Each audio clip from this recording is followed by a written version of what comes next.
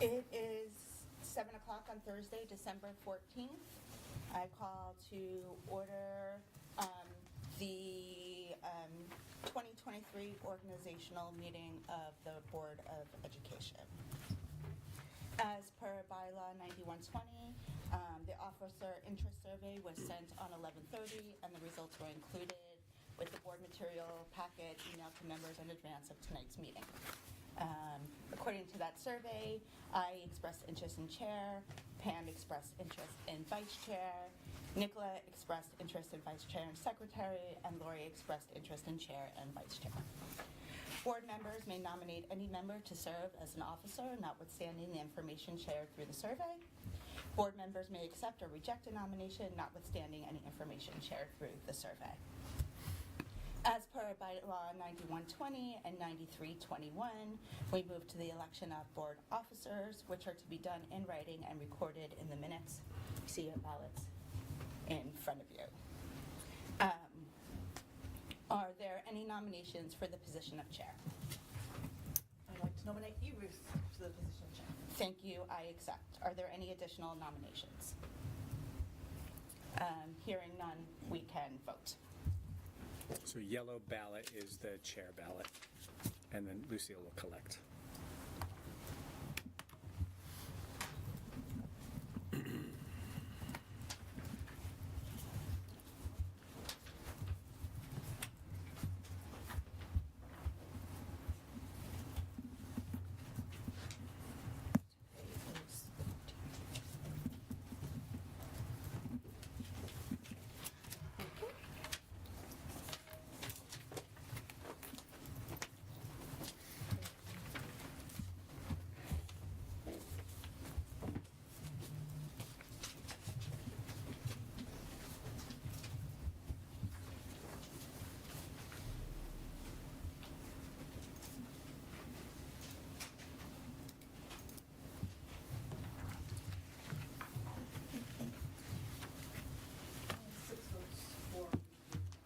Thank you all very much.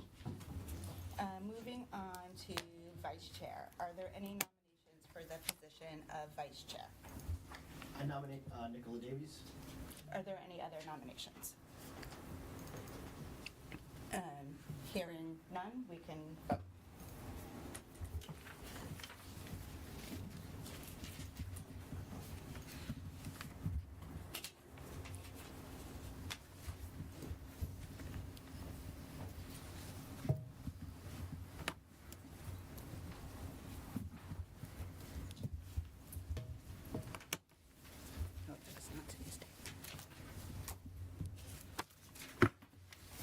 Christmas Eve. Which was thinking?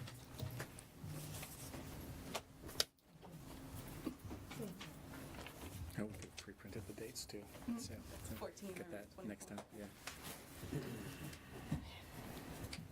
6 votes for Nicola Davies. Thank you. Thank you all.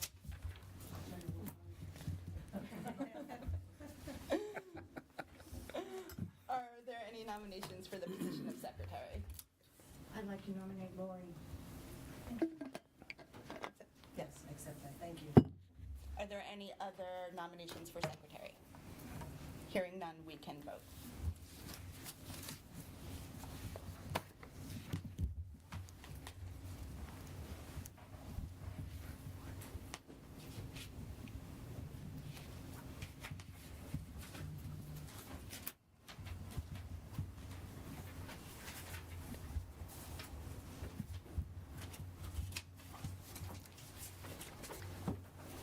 Oh, sorry. You snuck by me. I did. Mix it up a little.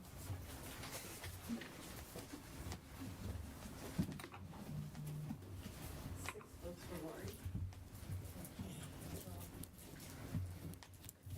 Congratulations. Congratulations Thank to all you. of you.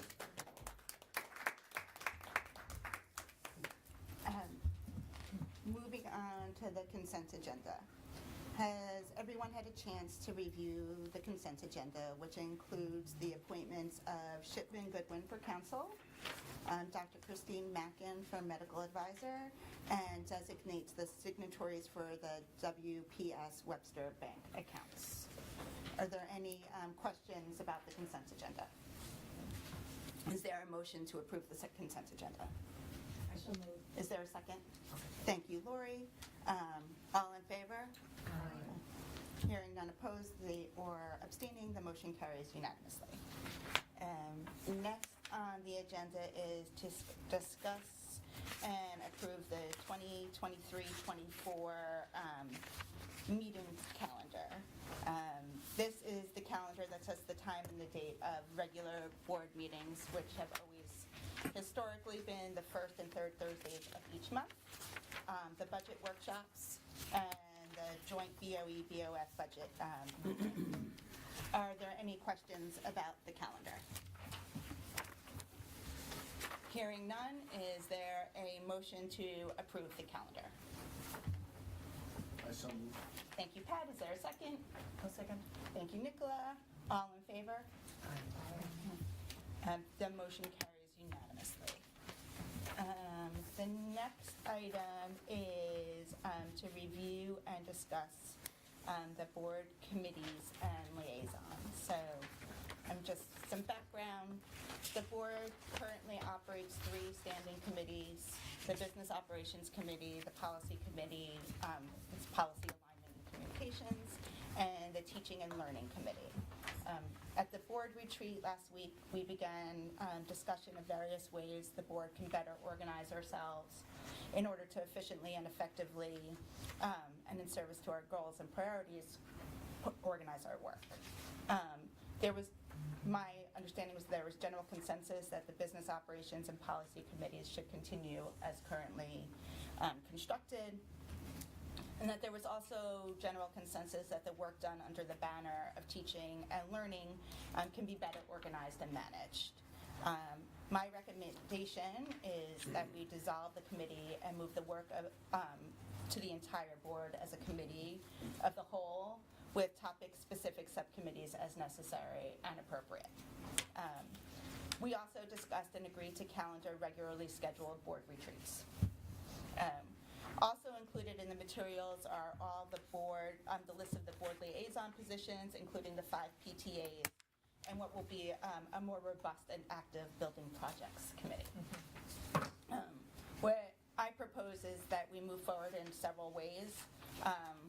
First, as chair, thank you, I will survey the members this week on their interests and preference for committee work and liaison assignments. And that'll also include the upcoming curriculum reviews. And then we'll assign members to the policy and business operations committees and liaison positions. And then now that we have our working officers, that we convene a governance committee meeting to further refine the recommendations that I just went through tonight, and the request coming out of the retreat, and to bring a more formal recommendation for action at the next regular board meeting on the 11th. But I also want to open it up to any additional thoughts or suggestions or questions. I think you summarized it perfectly that we talked about in our retreat. It will be a better discussion if we do workshop with curriculum and learning. So Yeah. Yeah. Okay. So we'll get the governance committee together in the coming weeks, and we'll have with the board materials that go out prior to the January 11th meeting, there'll be a more fleshed out proposal that we can then bring to the table for action. In the meantime, I look for an email from me in the coming days that just lays out the different positions and availabilities, especially for the policy and the business operations committee, and also know that the times that those currently meet were reflective of previous board members' availability and schedules. So it doesn't need to, if you feel like, oh, I can't make that time, so I can't do that committee, that's not contingent. Okay. It's dark. We start early, right? Kevin is bright-eyed and bushy-tailed, and everybody else is dragging. So, Yes. and hereby at 7:10, the 2023 Wilton Board of Educational Organizational Committee meeting is adjourned.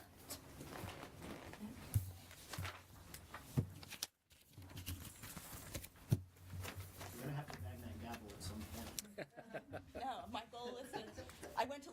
I said I will never stand up in court and say I object, and my goal is to never. All right. So now at 7:10 on December 14th, we call the Wilton Board of Education regular meeting to order. Has everyone had a chance to review the agenda? Is there a motion to approve the agenda? Thank you, Pam. Lori, second. Thank you. All in favor? Unanimously carried. Public comments. The board has set aside time at the beginning and end of regular meetings for public comments for members of the public to share their views on matters involving the Wilton Public Schools and to inform the board's decisions on such matters. 2 minutes will be allotted to each speaker and a maximum of 15 minutes to any one subject. For the record, please also give your name and address. The board considers the views of citizens in its deliberations and welcomes and appreciates public comment. The board listens to public comment thoughtfully and with interest. The board, however, generally does not respond to public comment during board meetings by offering commentary or answering questions. The board also invites commentators and the public to contact the board or the superintendent directly with any specific questions or comments. The board, through the chair and the superintendent, may respond to questions and comments offered during the public comment or shared directly, and in responding may also direct members of the public to the appropriate staff for a response. Are there comments from the public? Hearing none. Consent agenda. The consent agenda consists of the minutes of the November 30th meeting, the Board of Education retreat on December 5th, and the board question document. Are there any discussion on the consent agenda? Can you vote on it separately, since one of us have to abstain from? Oh, yes, we can do that. Okay. So let's, do I need a motion to actually separate that out? Why don't you just do 3 separate motions? Okay. Can I have a motion to approve the minutes of the Board of Education meeting for November 30th, 2023? So moved. Thank you, Nicola. Is there a second? Second. Thank you, Pam. All in favor? Aye. Any abstentions? Abstain. 2 abstentions? Extension. Oh, 3. I'm sorry, 3. 3 abstentions. Is there a motion to approve the Board of Education retreat minutes for December 5th, 2023? So, No. no. You can have I'll first. second it. Thank you. Second. All in favor? Aye. Aye. Carries unanimously. Great. And then it would just be a motion to accept. Okay. And is there a Just motion to public record. accept the board question document? So moved. Thank you, Nicola and Lori. All in favor? Motion carries unanimously. Board chair report. I just have a few brief remarks. First, I'd like to welcome Lori, Heather, and Patrick to their first regular board meeting. I'd also like to graduate and welcome Nicola and Lori, those were blanks, so I knew we got here, as fellow officers. I'm looking forward to working with everyone as a collaborative and productive team. I know we're all here because we want what is best for our kids and our town and believe and support the mission and values of the Wilton Public School System. To our football team, congratulations on a spectacular season. I know the final outcome was not as hoped, but we are proud of your commitment, dedication, and ability. The final score does not reflect what we saw on and off the field on that day and all year long. I'd also like to thank Kevin for his letter yesterday reaffirming the district's commitment to supporting our community. Thank you for reaffirming our values. We condemn terrorism unequivocally. We condemn anti-Semitism, and it will not be tolerated in our schools. We condemn Islamophobia, and it will be not tolerated in our schools. We condemn hate in any and all its forms, and it will not be tolerated in our schools. We will not tolerate hateful conduct of any kind in our schools or at our school events. Finally, the holidays are upon us, and the winter break is around the corner. This is our last meeting of the year. I want to wish everyone, teachers, staff, students, and families, a happy holidays, a happy Hanukkah, and a Merry Christmas. I hope everyone has a relaxing and restorative break filled with family, friends, love, and laughter, and wish everybody a happy and healthy New Year. Thanks. Welcome, everybody. Welcome, new members. We're excited to have you, and welcome new officers. I'd like a motion to slow down time, please. That's possible. Yeah. So, just some simple acknowledgments. Last Wednesday, Ruth and I attended the Kiwanis Club luncheon. This is their favorite luncheon of the year, and our madrigals always come and perform. And they're madrigals. They just sound amazing. So we want to just thank the Kiwanis for continuing to invite them, and our kids are incredible. We have, if you're interested in seeing them, next Wednesday the 20th is our winter concert here in the Clune, and they'll be among the many performances that night. So please, if you're available, come and join. We had a special visit today from our Helping Hands preschool here at the high school, who showed up and serenaded us this morning in our office. They took a little tour through the school and here into the media center, and so that was pretty special. And then, last but not least, the Cider Mill Winter Sing Along. If that's your jam, you want to come and sing and ring in the holidays. That's going to take place on the 22nd. And then just a more kind of somber reminder. Today is December 14th. It's the anniversary of the Sandy Hook shooting, and that was a very, very dark day for all of Connecticut, for our country, for the world. And so, we just take a moment to remember all of those families and the educators who, continue to show up to work every day in Newtown. And this is a day where a lot of our own teachers feel, particularly fragile. And so I'm grateful to this community, to our police department, who are always aware of the day and always make an effort to make sure that they're present and around and people see them. It's a very reassuring comfort. So not to bring things down, but just a reasonable acknowledgement. And then we have a packed agenda, so we can move into that when we're ready. Committee reports. There are no committee reports that I'm aware of. And we can then move to the financial report. And thank you, Dawn. Welcome new board members. Nice to see everyone. There isn't a whole lot in the November report that we haven't already discussed about in the last few meetings that we've had. One thing you will see on the report that was not on there before is what we know of the emergency repairs for the flooding in both Cider Mill and Millbrook. You'll see that on two different lines. At this point, we're looking at about $152,796. That is not, we don't have all of the calculations together for that. We're still working with facilities to gather that information. The other thing that is a concern that we constantly keep an eye on is the special education tuition line. It's running at $1,041,000 over budget at this time, but we do anticipate getting at least, or hope to get at least, maybe even more from the state of Connecticut, about $1,200,000 from the excess cost reimbursement. So we are still within budget in all of our lines at this time, with the exception of the unbudgeted expense for the facility issues. So the $1,041,000 is not incremental to the 1.2? It offsets. It is. Right, okay. If we still don't have the money from the state, it comes in two different times, but we anticipate at least getting that. Got it, okay. Great. First tranche come this month or next month? December 1st is December. our first report. Yeah. That's when all the districts in Connecticut submit all of their individual students whose programs cost more than 4.5 times their per pupil expenditure. Then the pie gets divided by those figures. Then we reassess we re-report in March to get closer to actual, and then once again in June. But the June, anything that comes in after June goes to the town. So it offsets our budget. So the December one is the kicker. That's the one we really want to get as close to accurate as possible. And reimbursements usually come in February and May. February, okay. And so,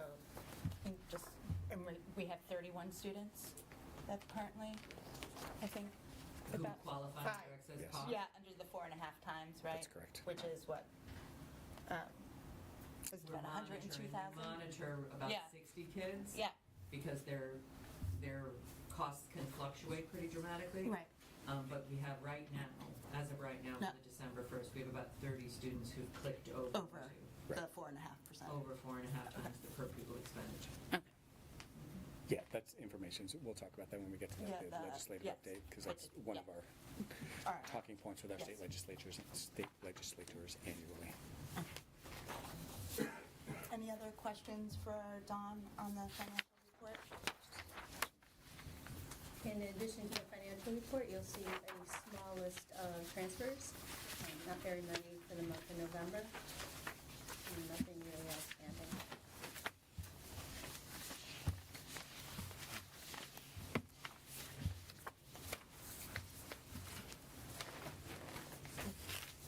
Thank you, Dawn. Moving to review and discuss, it's Wilton Reed's time.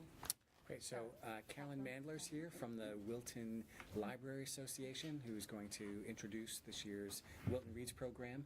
Fran Compar regrets that she can't Yes. join us tonight, but Oh, you can use the podium or have a seat, whatever you're yeah, more come comfortable. and sit. Have a Come seat. and welcome. Welcome back. Thank you. Hello, thank you for having me. So I'm Caroline Miller, the Executive Director of the Library, and I'm happy to speak with you about this year's Wilton Reads. So if you don't know, it's now in its 18th year. Wilton Reads is a highly anticipated community event, as well as an essential collaboration with the schools. So both in the library and in the schools, we build upon a single book to offer a broad range of programs for all ages related to the book's themes. Over the past several years, we've invited the community and students to explore important topics such as the Holocaust, jazz and the jazz age, racism, and the history of Wilton. Last year, we explored themes of community, a post-COVID future, and climate change. So I'm excited to share that this year's book will be The Great Divide by Christina Enriquez. It will be published in March, so I don't have copies for everyone, sorry. And it's a powerful novel about the construction of the Panama Canal. So the description reads, searing and empathetic, The Great Divide explores the intersecting lives of activists, fishmongers, laborers, journalists, neighbors, doctors, and soothsayers, those rarely acknowledged by history even as they carved out its course. So there'll be many opportunities for discussion and learning around topics like the construction and the significance of the canal itself.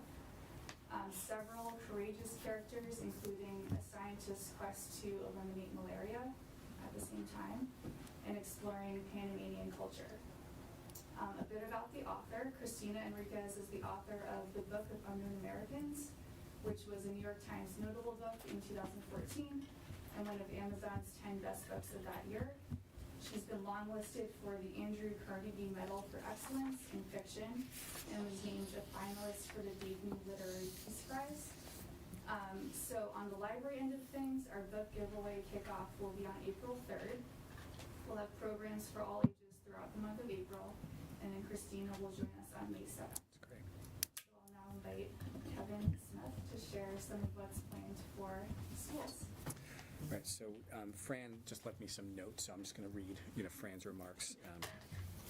So, what she offered is, our selection includes a variety of excellent books for all grade levels, serving as catalysts for essential discussions about cultural understanding and awareness.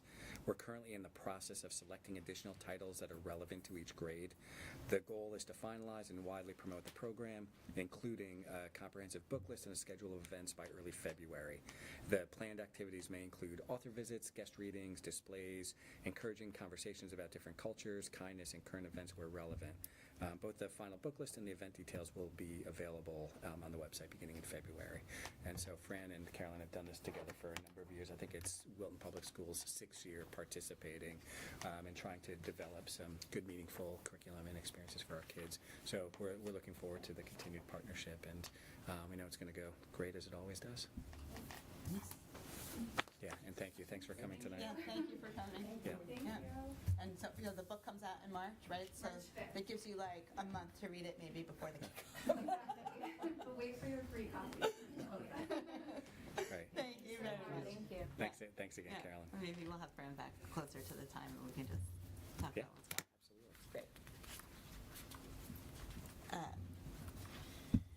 Reading program waiver update. Great. Why don't we invite Karen Brennicky, our curriculum coordinator, to come and join Chuck, and they'll regale you with our tale of woe here. I wonder if, Vince and Chad BC, they would make a song for us. So tonight, Karen and I are going to briefly review the right to read legislation and the waiver process. We're going to talk about how we're planning to move forward. We'll also leave time for questions and general because we'll have. We'll do our best to answer them, but I have to warn you, the situation is changing very fast. Answer to my question.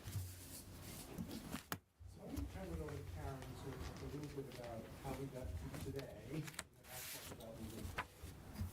All the other ones have it.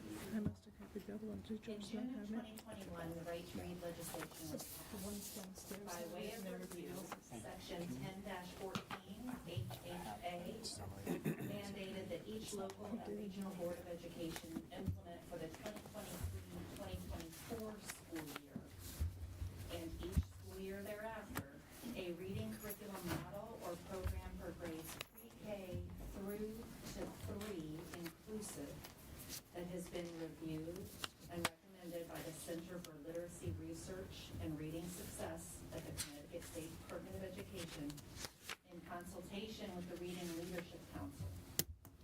Last year, I presented a timeline to this board where certain legislative benchmarks have not been met on time, like publishing a list of approved programs.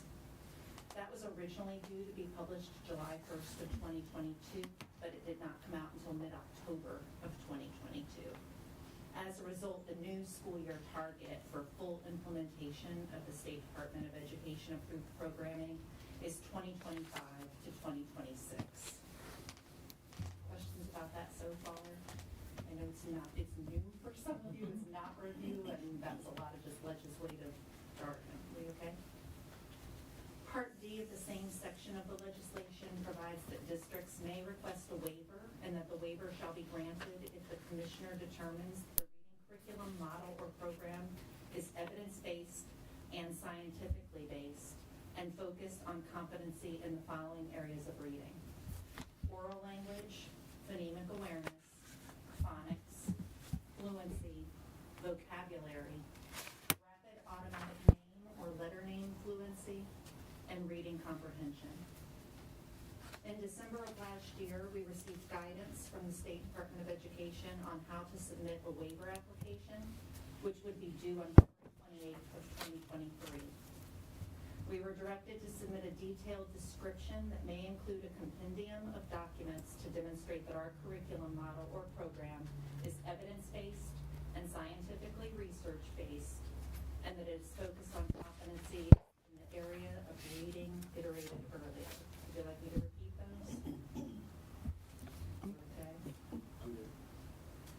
We also had to upload a completed kindergarten through 3 reading data template, disaggregating assessment data by race, ethnicity, gender, eligibility for free and reduced priced lunches, students whose primary language is not English, and students with disabilities, as well as a strategy to address remaining achievement gaps as defined by Section 1014U of the legislation. This template was designed to illuminate the existence of a significant disparity in the academic performance of students among and between the following groups: racial groups, ethnic groups, socioeconomic groups, genders, and English language learners, and students with whose primary language is English. The template provided by the State Department of Education did not find the existence of a significant disparity in the academic performance of Wilton's kindergarten through 3rd grade students among and between these groups. In providing the detailed description, a guidance document from the Connecticut State Department of Education encouraged us to use 10 guiding questions as prompts in reference to describing our reading curriculum model or program. The result was a 32-page document, not inclusive of the compendium of documentation we linked to provide a greater level of specificity. The document was arranged into 12 sections, the 10 that addressed the guiding questions, one additional section on data from ours and other districts using similar programming, and from studies provided by the Teachers College Reading and Writing Project. Additionally, there was a conclusion section. In October of this year, the Connecticut State Department of Education offered a webinar to provide further information on the waiver process. I attended that webinar on October 3rd, about 8 months after submitting our waiver application. Melissa Hickey, the interim director of the Center for Literacy Research and Reading Success from the Connecticut State Department of Education, as well as a member of PCG, Public Consulting Group, Rob Grantham Allen, who was partnering with the State Department to process waiver requests, presented this webinar. The webinar was not interactive, the chat was disabled, and the Q&A function was not working properly. At the time, participants were informed that 3 sites would be relied upon to determine if the waiver requirements had been met: Curate, Ed Reports, and the Colorado State Department of Education. We were also informed that any compendium documents that were curated by the creator of the program would be considered supplemental. Although both of these announcements were new guidance, the waiver process, the product of which I had submitted 8 months earlier, was not reopened. Finally, we were offered one-on-one optional meetings to provide additional context or to ask questions about the process. We were also informed that no decision would be revealed at the time of that conversation. Rob Branton Allen and Melissa Hickey walked participants through the waiver determination tool. Needless to say, it was disappointing to hear these additional parameters and requirements that were not outlined in the legislation or in the December 15th, 2022 guidance from the State Department of Education, especially after the many hours invested in fulfilling the requirements the guidance and the legislation did stipulate. On October 24th of this year, Dr. Kevin Smith, Dr. Chuck Smith, and I participated in the scheduled waiver conversation, the optional meeting we were offered on October 3rd. The meeting was scheduled by Melissa Hickey for a 25-minute duration. Though we were told on October 3rd it would be an opportunity for us to ask questions and to provide additional context for our waiver application, we were supplied with the following questions the Friday preceding our Tuesday conversation, and the partner from PCG and Melissa Hickey ran the meeting. I provided answers to the following questions. Can you share more about how phonics, fluency, vocabulary, and comprehension are taught? And how do you see the different curricular instructional resources working together to function as a comprehensive whole curriculum? In turn, we asked the following questions. From your perspective, what are we missing? The State Department of Education and PCG declined to answer on the basis that no determination was going to be made at that meeting. We also stated that we respectfully request any evidence of the approved program's impacts on student learning. We asked, how can we be assured that any of these programs will render learning outcomes as good or better than the ones we already get? On the third ask, Melissa Hickey asked me to email the request, which was treated as an FOI request. We received lackluster achievement data from the vendors' websites, which we've already seen on October 26th. We were told we would receive a determination by December 1st. PCG asked one question. They asked who published our phonics units of study, and the Connecticut State Department of Education asked no questions. On December 1st at 7:20 p.m., we received our waiver determination. Section 1A was completely blank. The initial question, did the district provide reliable and valid evidence showing that the program will support students in achieving satisfactory reading progress, e.g., copies of or links to studies that were scientifically conducted, peer-reviewed, and independent? Remember that last dependent clause was an audible called 8 months after the waiver was submitted. Regardless, the question was not answered. The second question, title of the program, prompts the reviewer to choose a program. That was left blank. The following three questions are set to auto-populate once based on the title of the program selected. And they still read, this cell will auto-populate. The questions were, does the program meet expectations on Curate? Does this program meet expectations on Ed Reports? And is the program listed as an approved core program on CDE, the Colorado Department of Education advisory list? Despite these fields being blank, our waiver was not approved.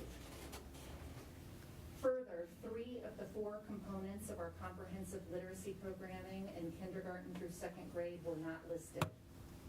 The phonics units of study for kindergarten through 2nd grade published in 2017. The reading units of study for kindergarten through 2nd grade published in 2022. And the writing units of study for kindergarten through 2nd grade published in 2023. Integrity was the only component of the comprehensive kindergarten through 2nd grade programming listed, along with jump rope readers, which was a bit of a head scratcher because that is actually a collection of decodable texts for students and not a program in and of itself.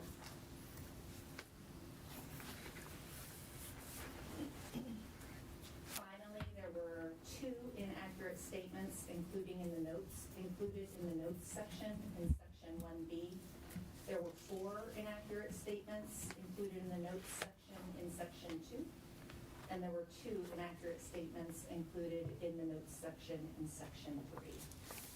So I'm going to hand it over to Dr. Chuck Smith to talk about next steps.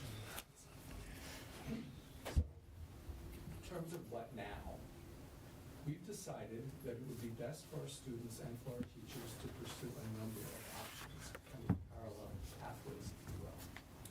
First, we have significant concerns about both the legislation itself and the whole waiver process.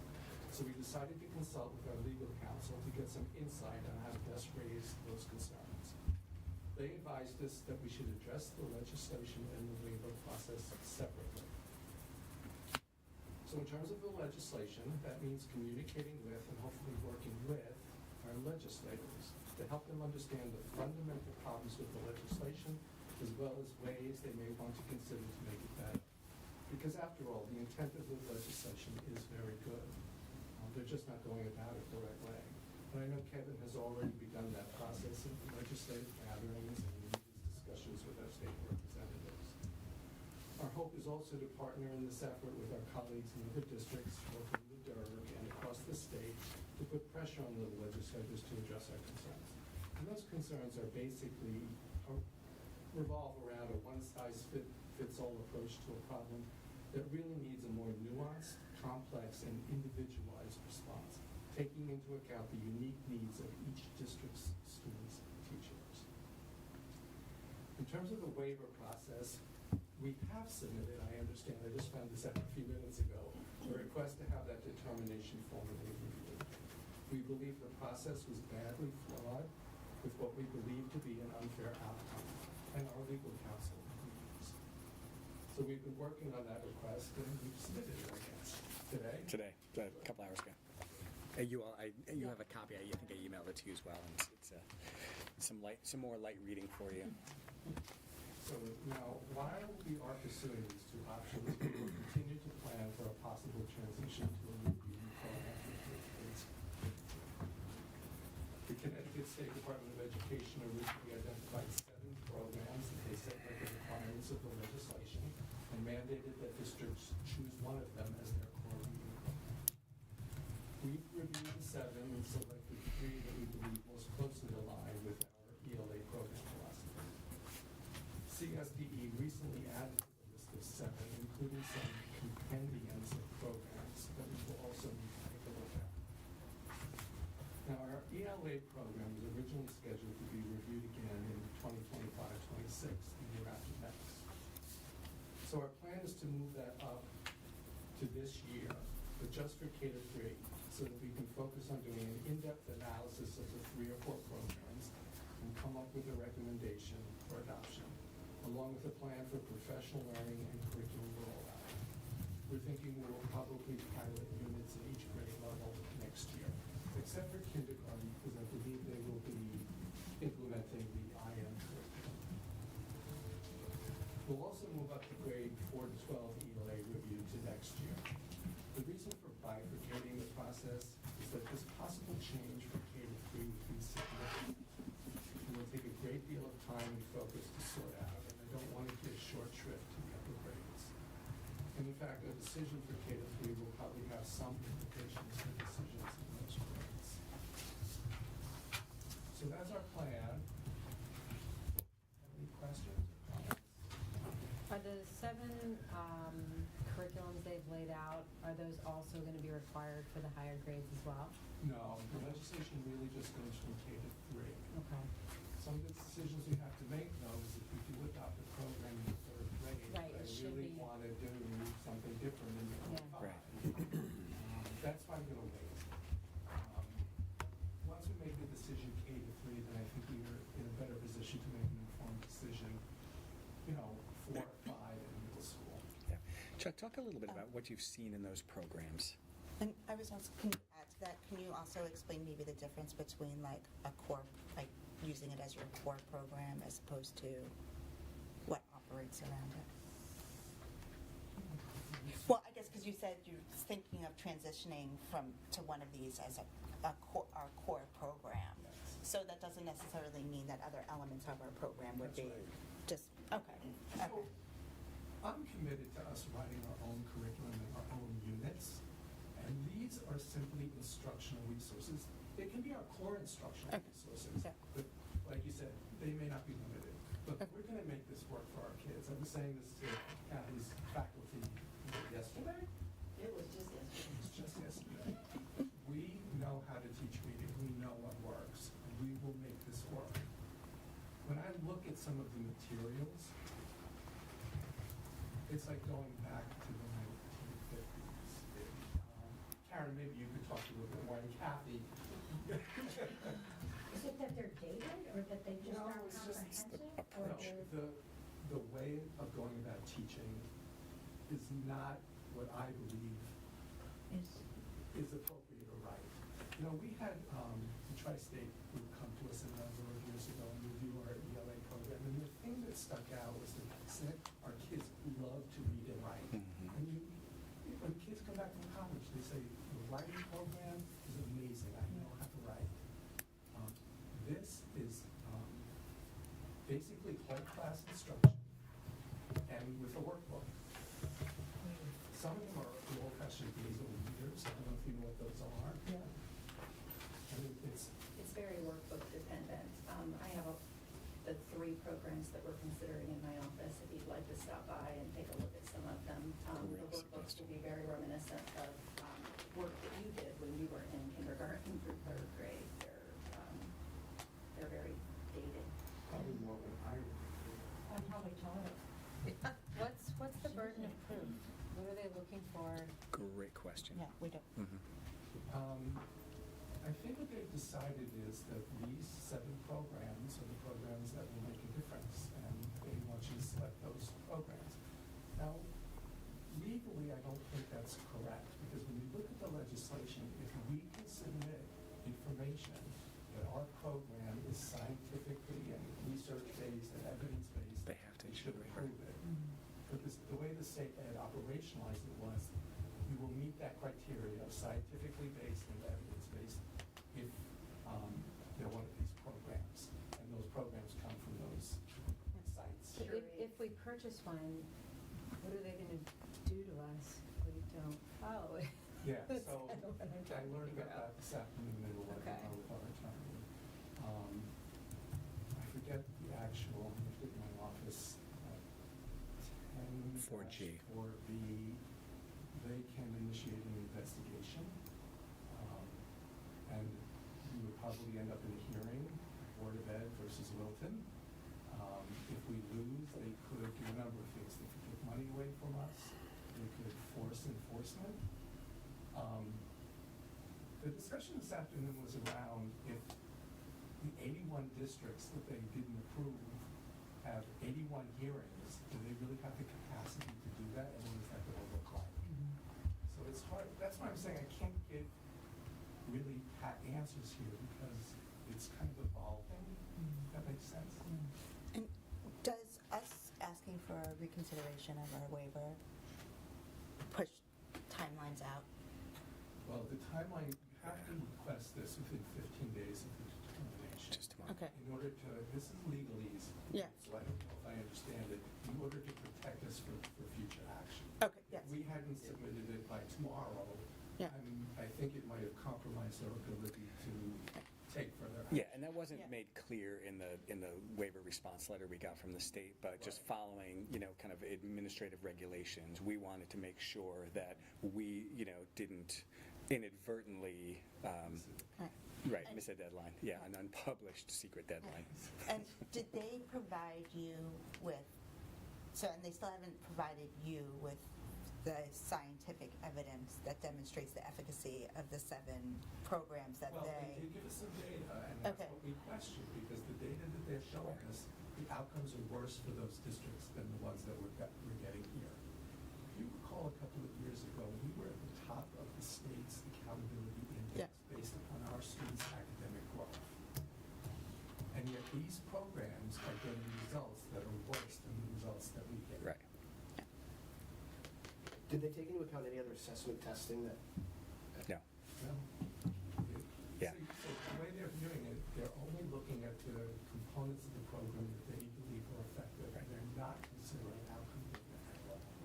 No, and that I think I sent you guys last week. Karen had compiled the waiver determinations, the growth. Performance index. Yes, and the growth scores. on ESPA, as measured in spring. Sure, and it's mind-boggling to look at all of those results together. It doesn't make any sense at all. So we submitted our letter today, along with a bunch of other districts. My sense is the State Department will honor the meeting. We don't have a lot of confidence that they'll honor the reconsideration, but we can, maybe they will, given the evidence that we've provided. That at least in our case, it's just not clear that our waiver was even really reviewed, given. Today, a number of districts have already submitted the letter at their meeting, and the answer was our decision stands. Yeah. Yeah. So, So what prompted this from them? So Things were going along pretty well in certain districts, and so what, I don't know that they're going well everywhere. I doubt that they are, or this wouldn't be going on. Right. There is a movement called the Science of Reading.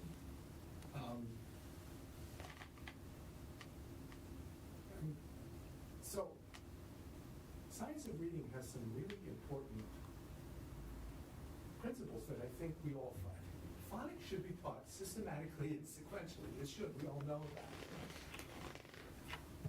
It's gone much further than that. It's like everything has to be taught according to a very prescribed way.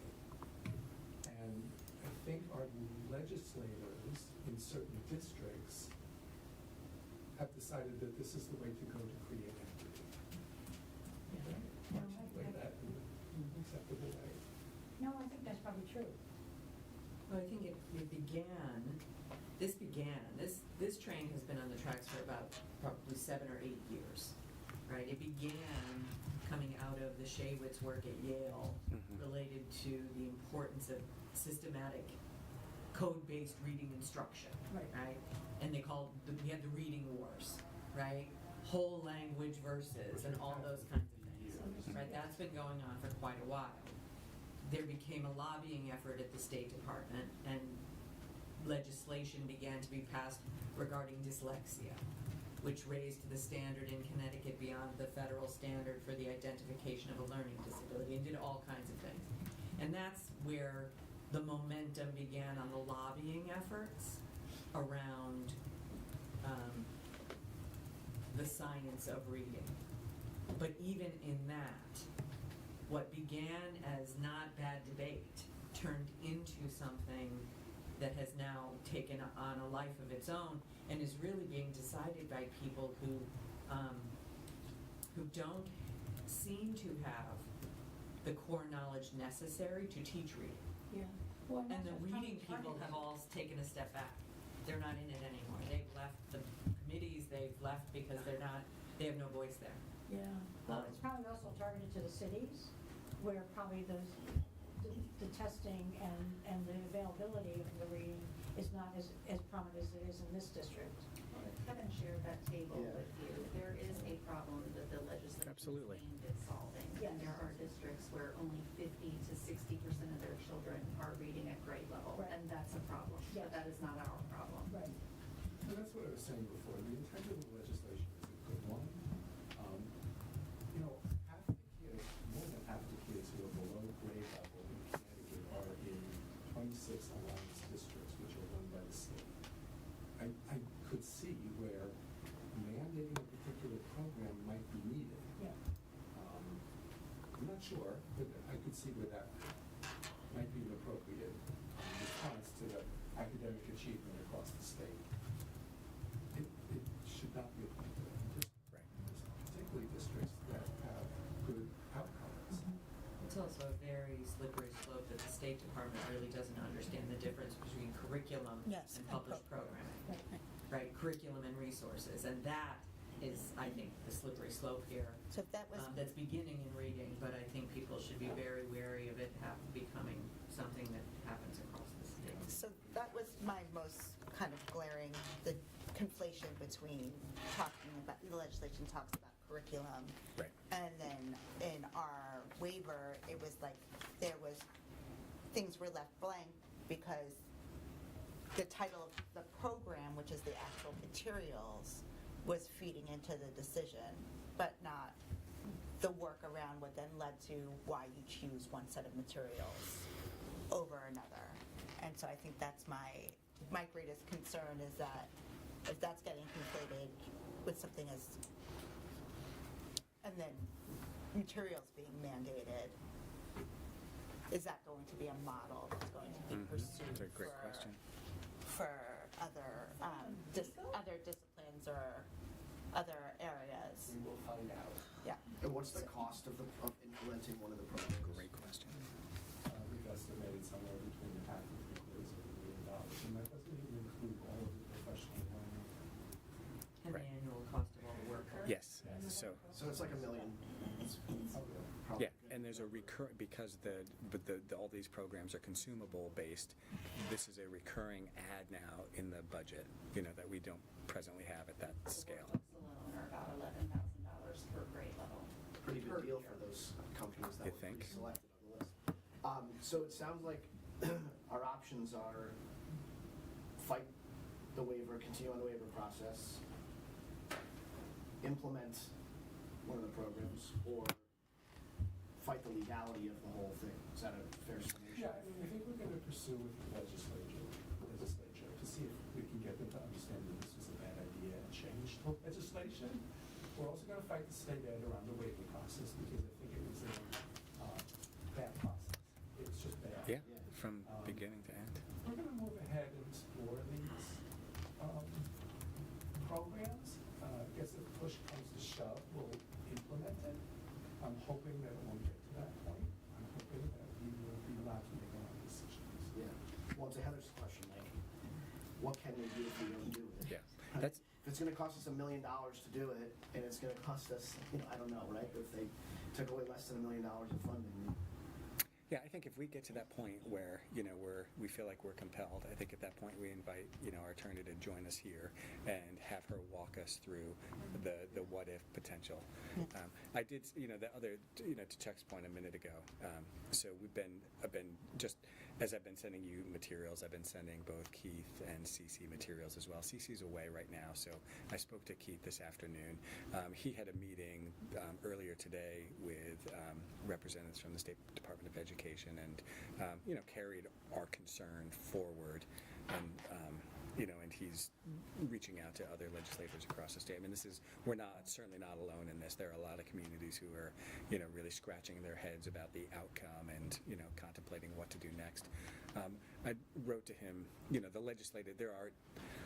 the the best remedy would be a legislative fix, right? Correct the law. And there, we spent some time with Andy Ballack, one of our attorneys last night, who went through in painstaking detail, some of which we describe in this letter that you have, some of the problems with the law. And so, where this right to read legislation takes a real left turn compared to so many other pieces of legislation that impact schools is oftentimes, in my role as superintendent, I'm asked to certify that we are complying with the law, that we're following mandates, etc. And one of the, simple legislative fixes here would be to bring this law in line with the rest of them. And I certify to the state that, yes, we are, following suit, and that our program meets the standards, embedded within the statute. And then, the state's recourse could be, if they find, that they think we're not, then, invite us to the State Board of Ed and have a hearing, right? And let's, duke it out and present our evidence and go from there. So, I think there's a long way to go on the legislative front, and, a lot of voices that need to be heard, but. Implementation is 25, 26. Forward. Implementation. We're going to try to find that next year. So legislation's got to happen in this session. Right, and this is a short session, and so the rules are different than the long session, so any action's got to come out of a committee, right? So in the long session, individual legislators can propose Do you have bills. a lobbyist? We have a lobbyist through CAPS, Okay. so we're represented both through CAPS and CABE. So the answer is yes, and there's a lot of common cause there too. And then certainly our local legislators. And so part of my work, our work, is also to identify the members on the education committee and to put this information in front of them. Other superintendents from other districts are doing the same. Yeah, it's on that list, right? It's like working, I know you are working with the Yeah. other superintendents. Mhm. Right, You should I'm have a just- loud voice I'm together. just saying, like, are the teachers, obviously the teachers have learned about this, like, do we have a collective voice that we can use to go to the legislation and make sure that they understand that the teachers don't want this either? Yeah, we can certainly invite them to do that. And, I don't know what the CEA's position is as the Right. union representing all teachers in Connecticut. But that's something we can, suss out a little bit. So, and I was just wondering if CAPS or CABE has put forth kind of a model legislative fix that could then be presented to the legislators, so they almost don't have to do the work. Like, if you Sure. were to enact this wholesale, this would be the fix. I mean, that's, I haven't seen anything yeah, yet. so I think maybe, Suggestion, though, today at the webinar, a number of superintendents were asking for talking points when we Yeah. talk to legislators. Yeah. Actually, a proposed model. yeah, so I my old, Washington DC days, like, go in with the ask that you want and take the work away from the staff of the legislators themselves. So maybe pursuing that, and then certainly, I guess, working with CAPS with the other superintendents if we maybe want to think about doing a legislative Sure. day and just going up and Yeah. making meetings ourselves. It's a great idea. And I think, somewhere in January we ought to invite Keith and Cece to, Yeah, join a meeting come. in January, early February. Yeah. And we can just talk about, kind of whatever their efforts, may look like. Sorry, you have to do this. Yeah. Yeah, and the opportunity cost of now this being what we're spending Yeah. our time That's right. on, instead of moving forward and perfecting, further refining and perfecting what we already know, works. It has to come with a carriage. Yes. Well, Mhm. Yeah, thank you. So, She's really working very hard. Mhm. Be very Yeah. disappointed with the outcome. yeah, so, thank you. Thank you.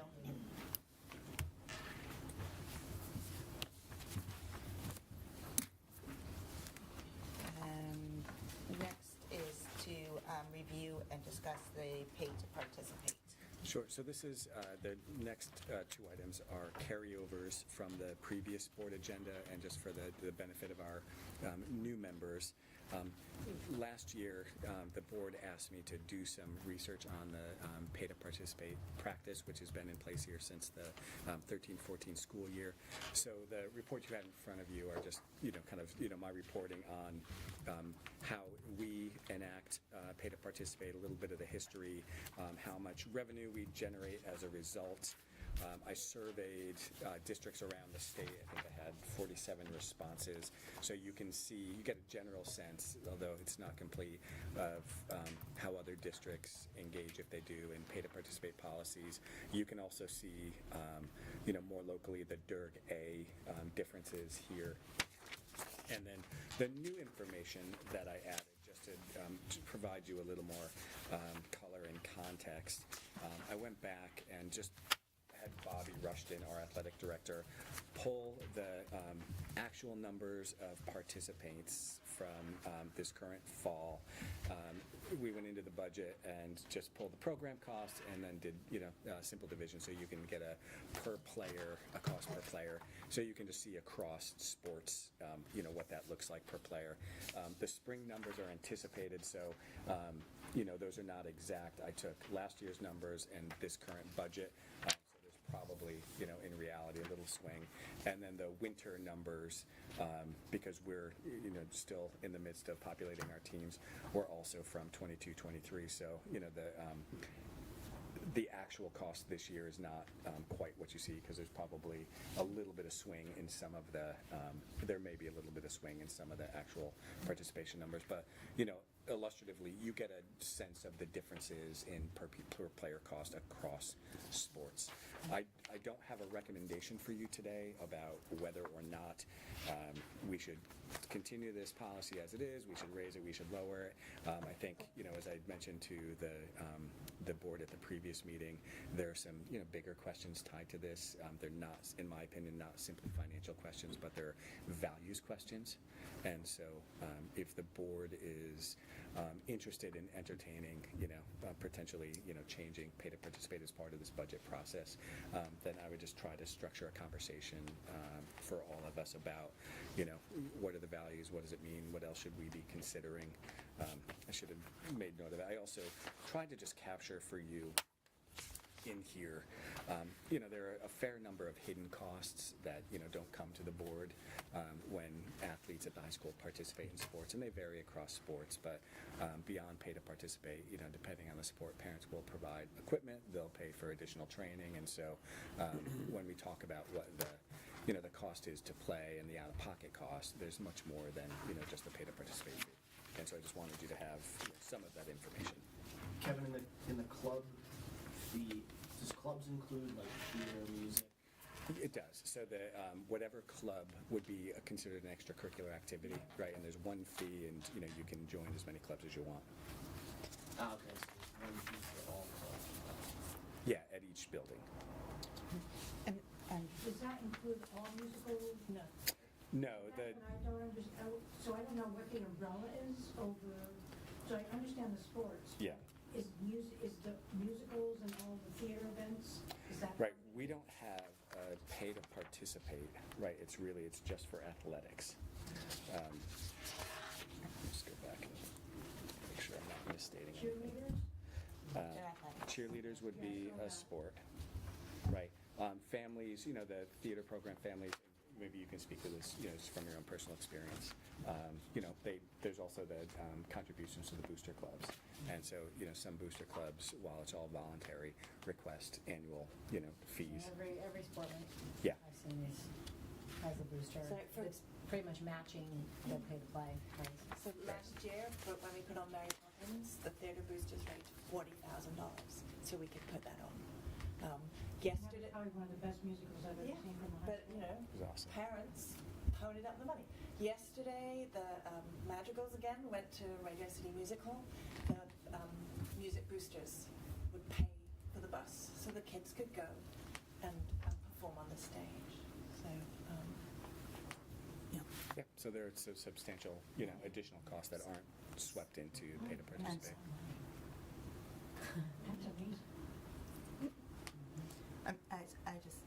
So that also then toggles, as you start thinking about this lever, it toggles, the choice levers that families also might pay in terms of how many things can their kids Sure. participate in. I just, a numbers question, I presume in the cost per player, the facilities fees for things are baked in, or should I not presume that? So this is I took in our budget book, the total cost of operating each sport has Okay. its own page, and so I took the total cost for each Okay. sport, yes. So that would include, so like the ice time is probably divided in between the boys and Yeah, girls. so exactly. Okay. So if you Yeah. look at, boys hockey and Right. girls hockey, you'll see the per player cost is much higher. Right, and so that includes the Yeah. facility rental. Okay. And any associated bus costs? Everything that is budgeted is baked into the total cost, and that's reflected here. Right, and some of the swing that you see, some of these things are obvious, right? There's less equipment in cross-country and track, in some of the track sports anyway. And then there is, depending on the sport and the magnitude of the participation, there's also a swing in the number of coaches, and so the stipends, right, are variable across sports as well. I guess I'd be curious the amount of sports that we offer compared to schools in the other boroughs, if they're comparable. Yeah, I think, generally speaking, they are, there are definitely, differences across towns. I think in the Derg, I don't know that we're the only, but I think we're one of those high schools that presently doesn't offer boys volleyball. I think that's been a growing sport. And then there are differences. I think you saw here in the, carve out, Darienne's got like squash and sailing. Those are things that we don't have. Wait till we have paddle tennis. Football? So, Exactly.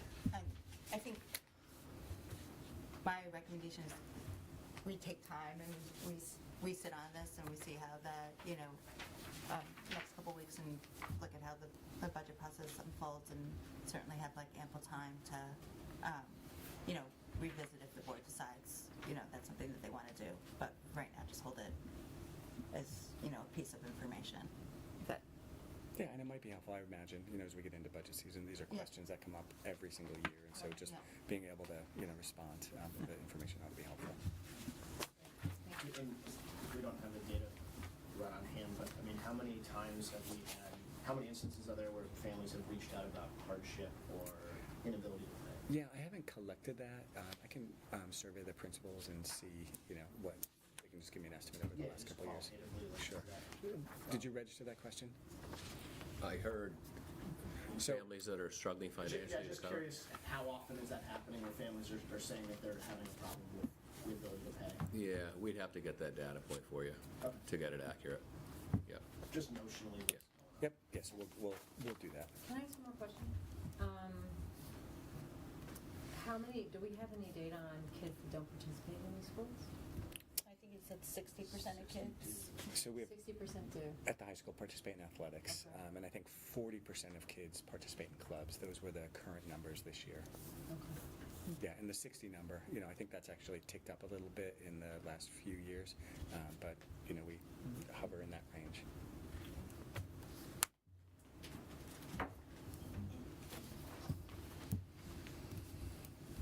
Any other questions for the time on this?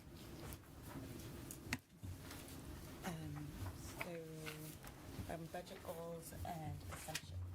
Great. So, like the previous topic, this is also just a carry forward, and again, for the benefit of the new board members, annually, as part of the budget development process, we draft goals and assumptions to just frame out at a high level what we're targeting as priorities, and then, what we see in terms of anticipated expenditures and what they may look like. So, two really broad goals here. We have a great program. We want to continue to support it and make it stronger.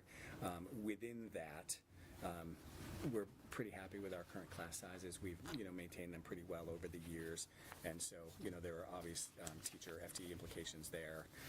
We have been focused in the last number of years about strengthening our mental health supports for kids, and so we have added FTE in that field over the years. In the most recent budget, we had some mental health staff that were carried through the Art Besser grants we received.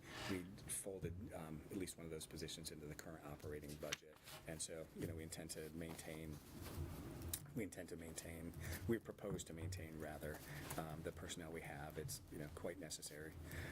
And then in terms of other kind of higher priority strategic work, the implementation of the acceleration framework. So we've really been focused on improving instruction and moving as many kids as possible to proficiency.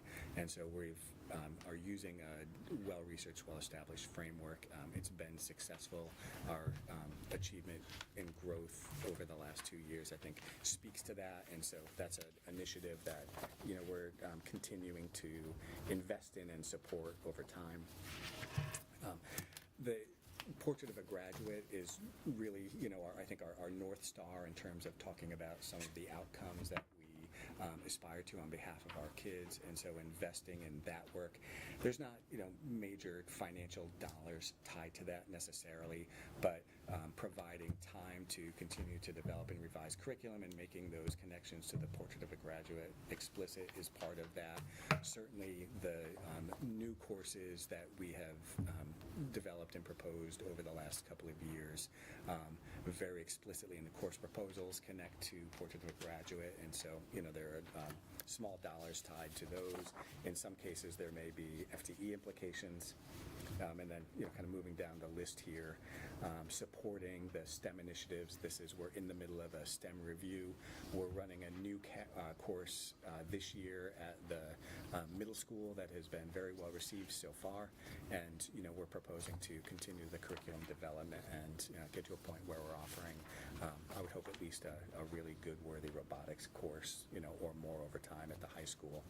So supporting those efforts, and then supporting the courses that were approved by the board a month or so ago. And then the second broad goal is to begin the execution of the facilities improvement plan. So there are a lot of voices that need to weigh in as that comes together and priorities are really nailed down. I had a meeting earlier tonight with Tony Boucher and Matt Knickerbocker, and just to kind of frame out a little bit of the how we're going to get there. And Tony's been doing a lot of thinking about this, and so at some point she'll be reaching out, and we hope to establish a committee and really kind of get this moving. Obviously there are a lot of things to consider. I know weighing on her mind also is the very shabby state of the town facilities, and so they need some attention.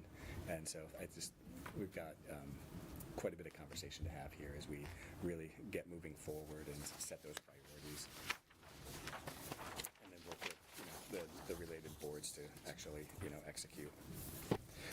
So, moving through this document in terms of budget assumptions, you saw the very detailed enrollment projections that SLAM provided. I lay out for you the anticipated number of sections, K-5, based on the enrollment we have. And then I'm also anticipating, we may need some additional in some other places. So we're still working through our budget proposal, so all of these are in pencil. And so what I'm really, what I'm just trying to lay out for you is, a sense of where the needs are, and, these will come together. On the 11th, you'll hear from me, my formal proposal, and, some of these things, may be in there, others may fall out just as in the refining process here. And then kind of this last piece here, just to directionally you get a sense of kind of where things are and where things are going. I think it should go without saying that we'll honor our collective bargaining agreements. Embedded within each of those, there are annual increments that the staff enjoy. We're anticipating, utilities will likely increase somewhere between 3 and 5%. Again, that's variable depending on the utility, but that's I think a reasonable estimate. Liability insurance increased annually, typically by about 5%, so I think that's a reasonable assumption. And then medical insurance, we're hoping to be closer to the 5, but I'm providing a range. We are working with a new carrier this year, and they keep us posted monthly on the claims rates. And so we're still, those, tend to get better as the year goes on. And so, we still have very preliminary data, but, we did achieve, I think, some pretty substantial savings in the administrative costs when we changed carriers. So, we'll continue to, we're actually waiting for our broker's report for this last month. And, I'll just come back and report to you, but you'll see, we'll refine that estimate in the next month. We know what our STA, that's our primary transportation vendor. We have a number of smaller vendors that provide a lot of the special ed transportation. I just learned today that a couple of those vendors are proposing 6% increases, so we're going to go out to bid because that's high, and we'll see if their marketplace can give us a better rate. And then last but not least, just to, this is not something that we really have ever talked about much around this table, but I thought it might be helpful for you all to see just where those areas of revenue are that live in our budget. That's a question that comes up routinely, and so while I was putting this together, I thought it might be helpful to see. And then we always have a couple of, uncertainties. The special education component of our budget is the most volatile and unpredictable portion of our budget, and so it doesn't take more than a single outplay student to blow up a budget, as you heard Dawn describe just a little bit ago. And then our facilities are what they are, and so we're going to talk in a minute about the proposal to approach the Board of Finance for a supplemental appropriation to address the mold remediation. But our equipment is beyond its useful life.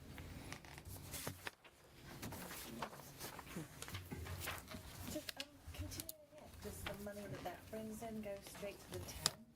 No, continuing ed is a self-funding program, and so the money that they generate goes to cover the cost of their program. We, during COVID, continuing ed had been for a number of years generating a surplus, and we actually had, just before COVID, started to tap into that surplus to feed into our facilities and do some other programmatic improvements around the district. During COVID, we were, required by law to carry people on payroll, and so we used those funds to do that. And so, because of COVID, continuing ed went from operating in the black, operating in the red. So we've been smoothing out those costs for the last year. Dolores, who, if you don't know, you'll get to meet soon, is a remarkable director of that program, and is really gifted at kind of keeping her finger on the pulse in town and providing really good, profitable programs for adults and kids alike. It's profitable programs, but it's still only breaking even. Yeah, so last year we had a good year. Yeah, and I can bring, if you want to see some more detail, I can bring a financial report. I just, The Team Village Pickleball is the most successful program. Yes, it is. Mm-hmm. Continue that. with the need for wraparound care for parents of young children, it's always been a question of mine. Why don't we do more of it? Because it must make money. It does make money. We're limited with space, and in recent years, I think she's had struggles hiring and keeping staff. But I think one of the primary considerations is space. And these guys, it's always, you can speak for, there's a dedicated space at Miller Driscoll, but it's just there's a tension there. Yes. It's just you're such a money spinner, Kathy. It's like if we could do that. Oh, that's not my program, I'm sorry. Staffing is hard. Yeah. It's hard to find sufficient staffing that's available at those times and of quality. It's hard. And it's Staffing those part-time programs. work. It's So part-time it's work. difficult to find people Yeah. that make that commitment. People typically look for full-time work, work days that align with what their families' schedules are.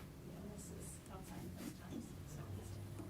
Many years ago, I looked into having a daycare at Miller Driscoll, just because we had so many staff that had young babies, and there was no place for them to go. And we did this whole facility studies at Miller Driscoll. I went to a bunch of daycares around here, and our biggest problem was just having enough space for the cribs. Mhm. And for all I'm sure. because you have have so much square footage for very young kids, and we just couldn't find a place that we could do that well and safely. But it is something that I've often wondered why this district hasn't kind of thought about in terms of just helping their young staff help with the care of child, with that whole part of their lives. In order for them to be teachers, they can't worry about where their kids are. So anyway, we didn't have the space, but it's always something that I thought would be a nice thing for this district to offer or think about. Yeah, way down the road, obviously. I know, it's on the bottom. Way On the babies.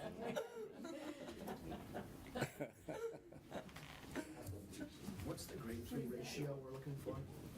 In terms of, It's a 20 and a half. It looks like we're trying to get the ratio down. What is the goal? no, we keep the, you're talking about, we keep a range, so you go back and. Yeah, so that, it really, it swings. So, we want to have class size averages, somewhere between, across K-5, 18 to 22, slightly smaller in the youngest grades, slightly higher in the older grades. And they really, we don't peg to a specific number. So we try to operate within a range just to allow ourselves the flexibility because the cohort sizes vary. And if I remember, I was trying to find the SLAM data. The decline of 26 students, the younger grades are higher than past years, right? Like enrollment in Yeah, so all that, on, kindergarten versus second grade. Yeah, Am so I recalling that correctly? there's an anomaly that's coming to us in the next grade level. So for the kindergarten class of whatever the fall of 24, we're expecting a actually much smaller cohort, by 20, 30 kids, and what's revealed in the SLAM report is that's a year where the birth rate's really low, and then the birth rate bounces back. This year the birth rate for 22 is actually a recent high. I think it's like 160. So what we're projecting is that those numbers will come up again. We had, I think, historic high cohorts of 350, and so we're cycling off those, classes of 350. We have 2 classes at the high school right now that are each 330. I think it's still the bookend classes, the freshmen and the seniors, and those are being replaced by classes that are 280 to 300 on average, and so that accounts for what has been the overall steady decline over the last number of years. Thank you.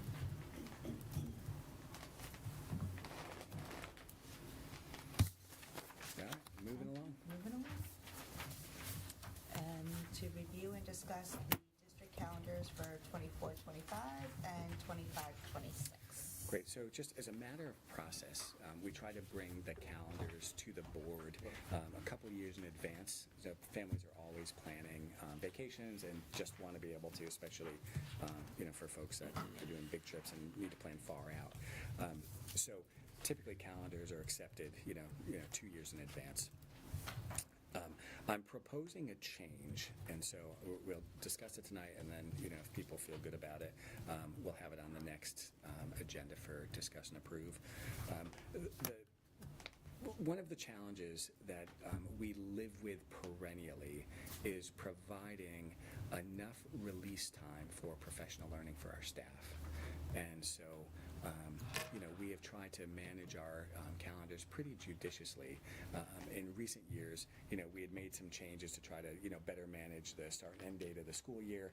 So we moved a number of our full PD days to prior to the start of school. So that's baked into the calendar now. And then over the last couple of years, we have proposed adding a couple of release days.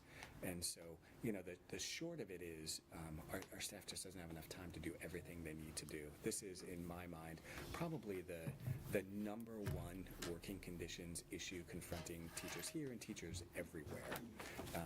And so, add to that increasing list of state mandates that we have to manage in the very prescribed way in which some of them need to be executed. So, for example, Marie, you can describe this if I get it wrong. We have a day in February that we're dedicating to 2 hours to child sex trafficking education, which is important, and I don't want to minimize it, but it's one of a long list of mandated trainings that we have to provide. If we were going to do it our way, we would pre-record a video or a recorded slide deck, and we would make it part of the required mandated training that we have teachers do on their asynchronous day in August. But the state is stipulating that it needs to be a live training, and so they're offering it, so we have to capture everybody. Provided by their representative, so it goes along with that person's schedule, aligned with ours. Right. So, again, it's an important topic and should be discussed, but that's 2 hours now that we're dedicating to this and not to improving reading practice or math practice or pursuing some other priority. So what the change I'm proposing to make is to add 4 additional release days into next year's calendar. They are all on Wednesdays, and we have them on Wednesdays because Wednesday is our faculty meeting day, and you can speak to this better than I can. So we get the early release time, plus we get the added faculty meeting time, so we get a larger chunk of concentrated time. The only place that doesn't work is Millard Driscoll, because they start late, they meet early, so they have a bifurcated day. So it's not perfect for everybody, and we've kind of struggled to fix that problem right now. But for the time being, I think, I don't want to speak for Kathy, but we can use some additional time. So these are early release days, like half days? Yeah, correct. I would probably like 3/4 days is how they're set up.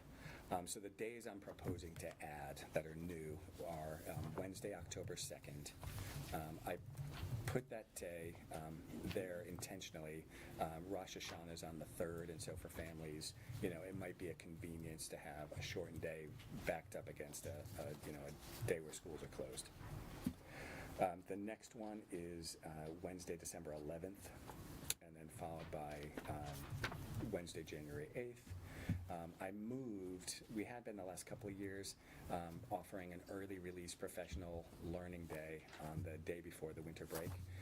But that's, it's probably a convenience for families, but not great for teachers. And we lose the benefit of having the Wednesday. So I moved that to the 12th.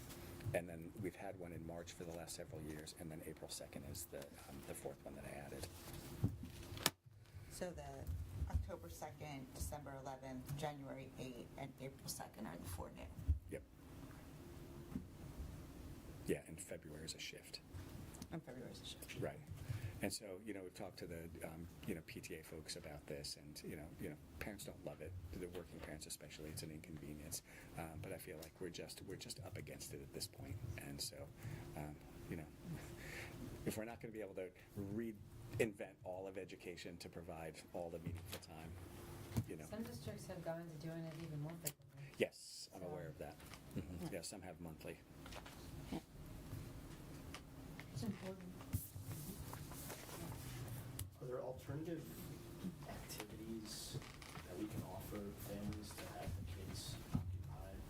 So we've talked about that a lot, and so one of the concepts that we've talked around is really tapping into continuing ed, because they would be running childcare on those days anyway. And so, it would have to be a fee-based service. It's not something that the district could underwrite. But we could, I think, if people were interested, Dolores, I'm sure, could try to figure out, she's pretty creative, how to open up slots. Yeah, especially with if your kids are older and they can be self-sufficient and they can volunteer or do something else. Young kids, I think the issue is not, do we have to pay for something? It's because you're going to pay somebody to watch the kids, or somebody's taking a day off of school. It's, what do I do? Yeah. So having just an option, I think, would be very Yeah, I would be hesitant to make a commitment today, but I think that's something that we should explore. 4 extra days a year? Right? Just saying. Yeah. January. Yep. Polar plunge. And I presume the 25, 26 follows the same model Correct. as the 24, 25. Yeah, it's a mirror calendar, and then I asked Lucille to prepare a 26, 27 calendar, Okay. and so we'll have an opportunity to look at that too, and, Okay. you know, we would vote, you know, not to approve that last one, but to accept it. Private businesses to say, hey, yeah, it's early release these days. Yeah. I mean, I know like Create used to do, used to take a few kids Yeah. during those days, because we had similar situations. Right? So we were Sharon is very good about all of that. Yeah. You know, and the bus can go there and she can take them. It'd be good to have a liaison to some of those community, you know, owned businesses that help take care of kids and see if we can talk to them, see if there's some way to coordinate them. Yeah. They run camps during the school Mhm. vacation. Some of the preschools might be going, you know, downstairs and just keep them in the afternoon. Bus kids let them know. Any other questions or thoughts on the calendars? Okay. And so to discuss and approve cost remediation for the Moisture Middlebrook and Sutter Mill schools. There was, the other agenda floating around had the legislative update on it, so I don't know, I'm not sure if that was on the. It was on the original agendas that were downstairs. Okay, all right. Would you like me to add a motion to talk about it? Yeah, if it was, Okay. Posted on board docs. Oh, it's on It's board already- docs, yeah. it's not on, okay, so we Right. don't need It's a not motion. on the copy ones here. Perfect. It was on Okay. one step. So, Okay. And board docs. before we move to the cost of the remediation, we will discuss the summary of legislative concerns for the forthcoming yeah, legislative session. and I just wanted to flag this for the board. So annually, we engage pretty meaningfully with our legislators, and, you know, we're kind of engaged in an ongoing process, both directly but also through our supporting agencies, CAVE, CATS, et cetera, to try to advance, you know, our legislative priorities. You know, there are broadly two categories. You know, one is always around finances. Towns like Wilton over the last number of years have steadily seen state funding shift away to other communities, and, you know, no comment about the great needs in so many other communities, but we have needs ourselves. And then the second category really is around, you know, mandates or unfunded mandates, and trying to reduce or shift or, you know, lighten up the burden.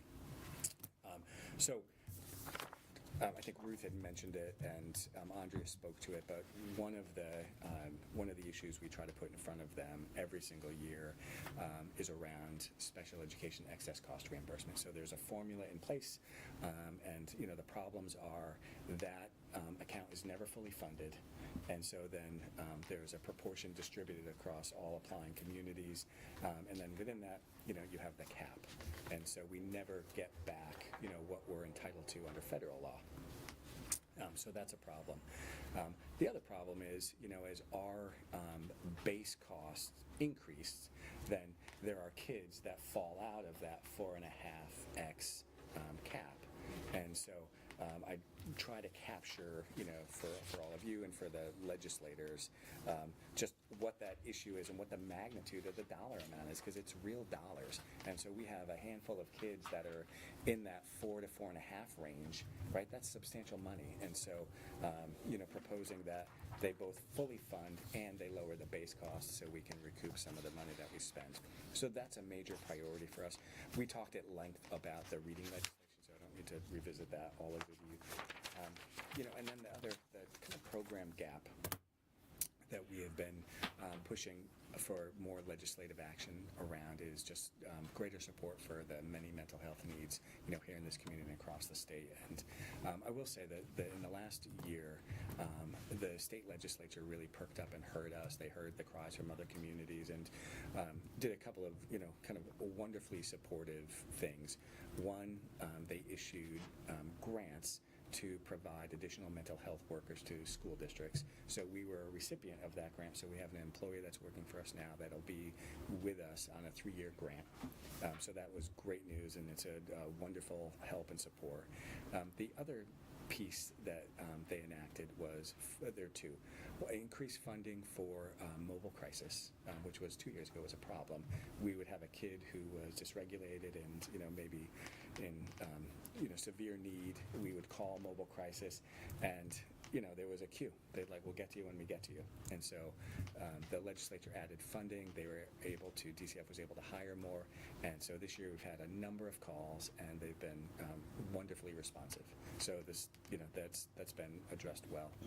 The related piece, when kids are experiencing serious, mental health crises, and they need to be seen psychiatrically, the hospitals around us aren't equipped to do that. And so we would have our kids transported to Norwalk Hospital, and they wouldn't receive mental health evaluation. They'd be seen by an attending, and more often than not, they'd be released to their parents, and they would show up back in school, and then our mental health staff is left to try to help support the kids and the families. And so in response to that, the state opened 4 diagnostic assessment centers. The closest one for us is up in Waterbury. It's Wellmore. And so I think we've had kids transported there this year. So the acute care assessment is being addressed. I think the state should spend some more money and open up some centers that are closer, but there is a place to go. So the next step that we really need legislative intervention is around supporting the ongoing care. So once kids kind of move out of that acute phase, bridging into longer term care. So there are a multitude of issues that get in the way. The barriers that come with health insurance are one of the most significant problems. A lot of our local providers, because they don't want to deal with the health insurance companies, just simply don't take insurance. There's also not enough, and so for many, their caseloads are full, and they just can't take on new cases. And so, we have kids that have that require long-term care and have no place to go. And so the request is to work through the legislature to set up not only additional funding, but to look at training programs, to try to create recruitment opportunities, to address whatever the licensing restrictions are, and just try to create some incentive for a richer, broader pool of mental health providers.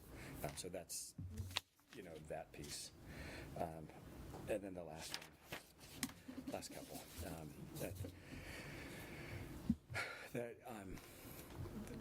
Do you want to talk about burden of proof in 2 minutes or less? Challenge accepted. In the burden of proof issue in Connecticut is that in most areas of jurisprudence, the burden of proof in a case rests on the plaintiff, the person who brings the case.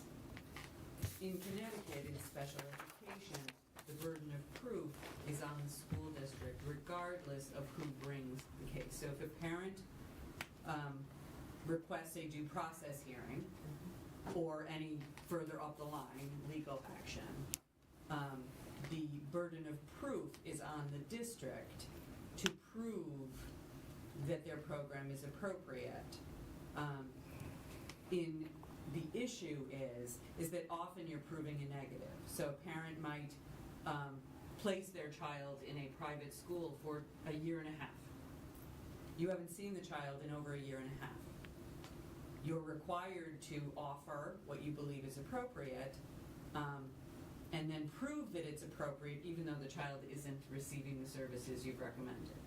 So you have this, it's a difficult situation when the student is not necessarily receiving services in the school district. We have asked on numerous occasions that Connecticut simply follow the federal guidance, which places the burden of proof on the plaintiff, whoever that is. So if the district files for a due process hearing, we have the burden of proof. If the parent files for a due process hearing, the parent has the burden of proof.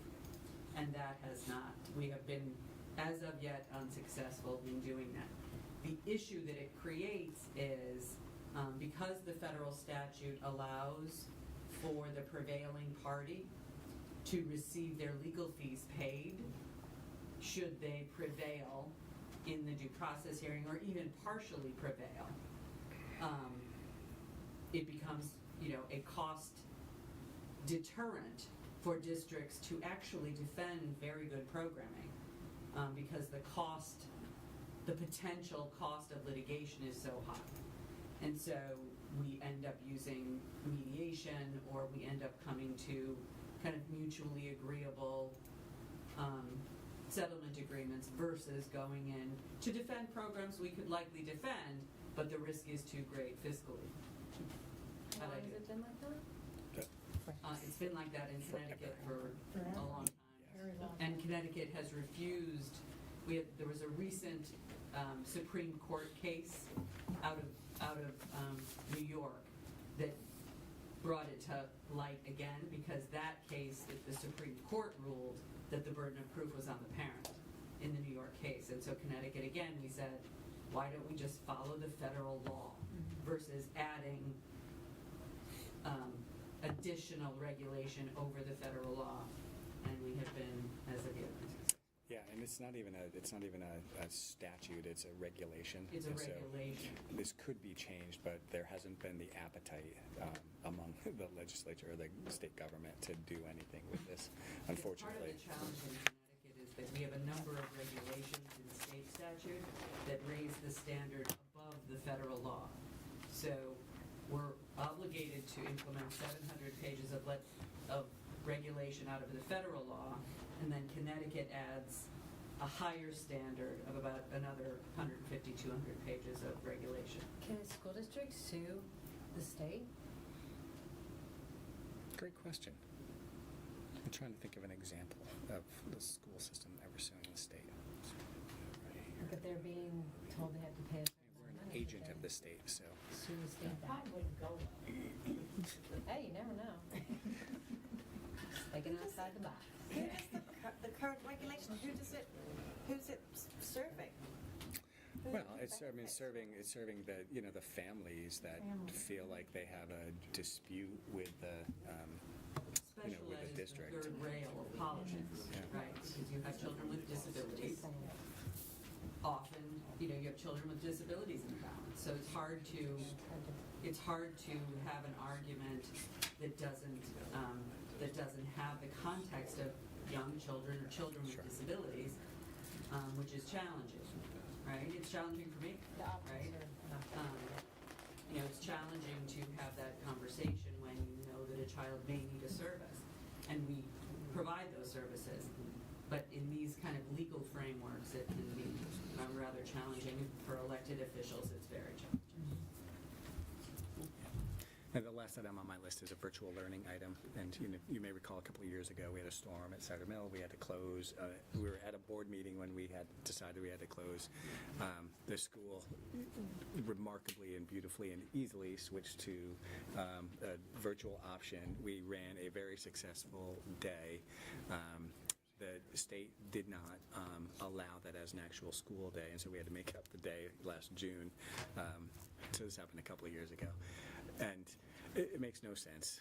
So we have, through COVID, like a lot of other districts, we added to our infrastructure, and so all of our kids are well acquainted with virtual tools at this point. Our teachers are very well acquainted with virtual tools, and so we believe that we can run a high-quality school day virtually.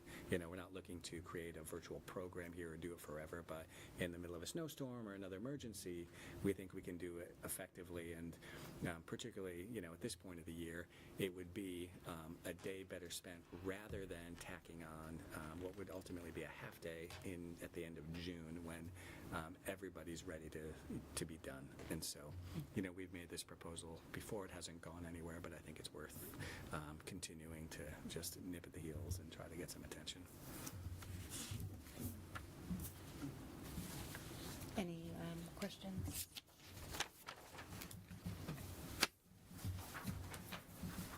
So now we can move to discuss and approve the cost of remediation moisture at Middlebrook and Cider Mill. Right, so this is something at the board table we've named a number of times, and so you're all hopefully well acquainted with the issues we confronted through late August and September at Middlebrook and Cider Mill. I'm asking the board for a motion to approach the Board of Finance and request a supplemental appropriation from the Charter Authority account to cover these emergency costs. We do build into our budget some dollars for emergency repairs, but we didn't anticipate the magnitude of the costs we incurred to respond to the issues we had. So, what I've broken out for you are the amounts of money we spent on contracted services, and so this was some support doing some floor tile installation. Just as a note, we have maintenance staff as employees here in the district, and they're remarkable. They did the majority of the flooring replacement at Middlebrook and saved us hundreds of thousands of dollars because they did it themselves, and we didn't have to contract out for the full set of replacement. We had restoration come in and do some cleaning and mitigation both at Cider Mill and at Middlebrook. We rented some equipment, primarily air scrubbers and HEPA filters when, the air conditioning systems were really struggling. We just needed to clean out some of the classroom environments. And then we purchased, quite a bit of materials and supplies.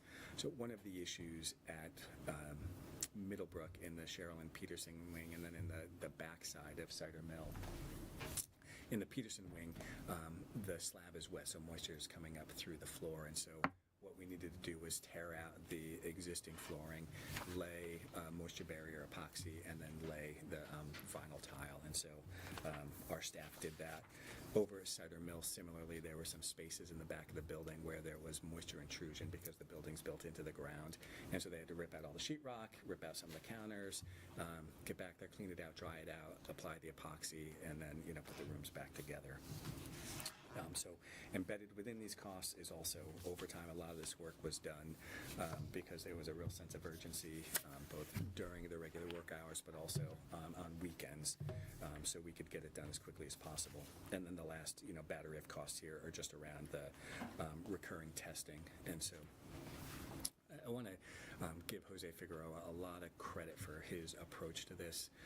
Whenever you talk about, mold in schools and someone names it as a concern, people really get nervous for all the obvious and right reasons. And so Jose and his team have taken a very proactive response. So, they responded immediately when there was a concern raised in a classroom. He would, speak to the teacher and, ask the teacher, where do you want me to open the wall?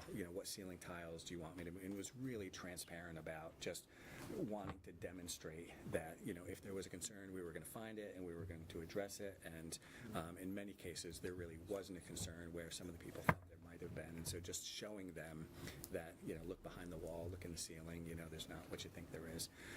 And then, beyond that, organizing and mobilizing his staff to respond just really quickly.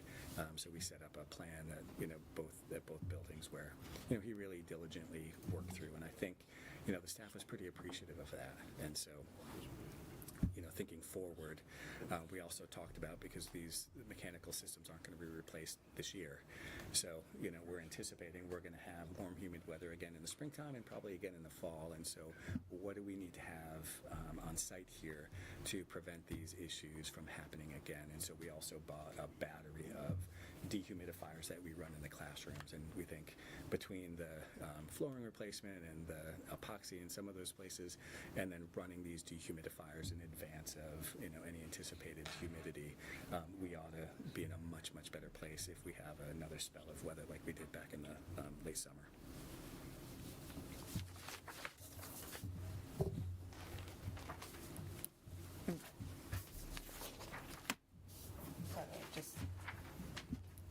I think it's right and appropriate that these types of emergencies are kind of what the supplemental appropriation request is for and serves. Just general, I think it does speak to the last couple of years of just how tight our budgets are and just how our inability to be able to absorb emergencies, and it also speaks to, I think, our facility needs, and the longer we take to address them, the more these emergencies become kind of business as usual. And so I think that I think those are two elements that definitely need to be thought about and considered as we advance the kind of the facilities projects moving forward, sure. and kind of talk about our overall needs. But does anybody have any thoughts or questions? I'm actually surprised it's not one. And if we get a hot, wet May, we'll go back to them and ask for more? No, to the point I made before, we purchased a bunch of dehumidifiers, and so we found when we installed them, that had cleared up a number of the problems in a number of the rooms, and so we think as long as we're running those and then really paying attention, and we've purchased some air scrubbers as well. So if we get to that point, we think we've got a good plan. And the floors now have that vapor barrier, correct? At the middle school, they do. The middle school. Yeah. Mhm. Is there a motion to request a supplemental appropriation from the Board of Finance to cover the emergency repair and mitigation costs? Thank you, Pam. Is there a second?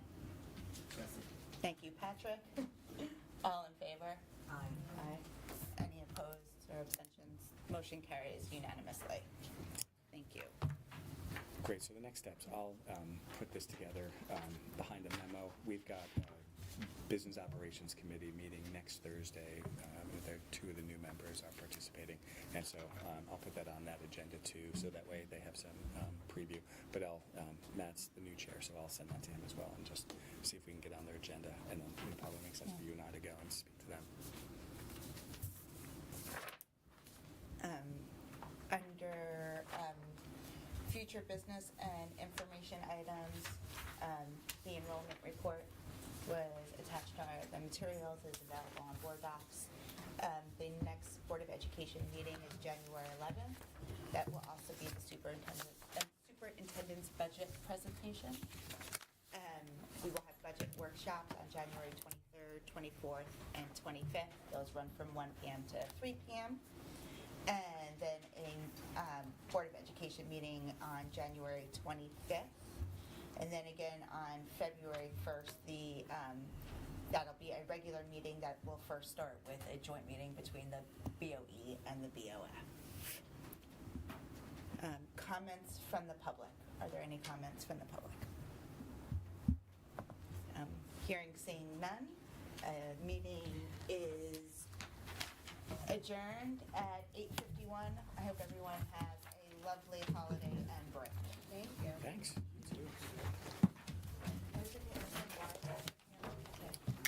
Budget.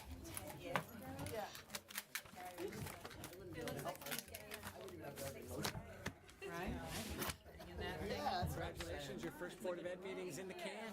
Good job. I have to say, I'm always freezing in here, so I had the layers on, and tonight I'm like, Yeah. Lucille texted Jose to punch up the heat a little bit. It is normally freezing cold.